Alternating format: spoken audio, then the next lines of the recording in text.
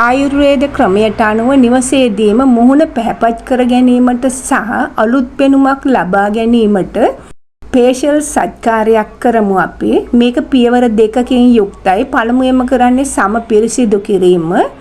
සම මතු පිට ඇති මැරුණු සම ඉවත් කර සිදුරු විවෘත කිරීම තමයි මේ පළමු ක්‍රමයට අයිති වෙන්නේ.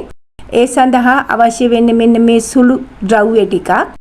සීනි තේ හැඳි එකක්, දෙහි බින්දු කීපයක් සහ පිරිසිදු මී පැණි තේ හැන්දක්.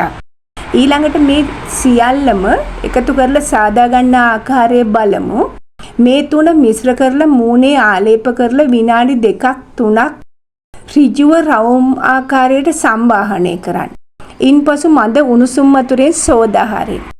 දෙවන පියවර පැක් එක සකස් කරගන්න හැටි. මේ පැක් එකට අවශ්‍ය වෙන්නේ කස්තුරි කහ කුඩු මේ සැහැඳි 1යි, මුං ඇට පිටි තේ හැඳි 1යි, නැවුම් කිරි මුදු ආපු කිරි හෝ ප්‍රෙස් මිල්ක් තේ හැඳි 1යි. ඊළඟට කොහොඹ පත්‍ර යුස ස්වල්පයක්. මේක හදාගන්නේ මෙහිමයි. මේ සියල්ලම පිරිසිදු භාජනයකට දාලා හොඳින් මිශ්‍ර කරන්න. පල්පයක් එහෙම නැත්නම් උකු පේස්ට් එකක් විදිහට සකස් කරගන්න. මේ සකස් කරගත්ත ද්‍රව්‍ය ඇස්වටා ප්‍රදේශය හැර මුහුණේ බෙල්ලේ හොඳින් ආලේප කරන්න. විනාඩි 15ක් 20ක් පමණ වේලෙන්නට හරින්න. වේලුණු පසු මේ පැක් එක ඇල් වතුරෙන් සෝදමින් ඉවත් කරන්න. හිමිහිට වතුර දාලා හිමින් අතුලලා අයින් කරන්න.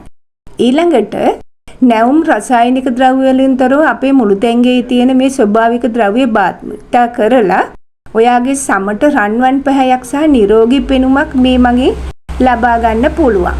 හුඟක් වෙලාවට මුං ඇට පිටි මී පැණි කස්තුරි කහ වලින් කෙරෙන්නේ සම දීප්තිමත් කිරීම සහ පැහැපත් කිරීම.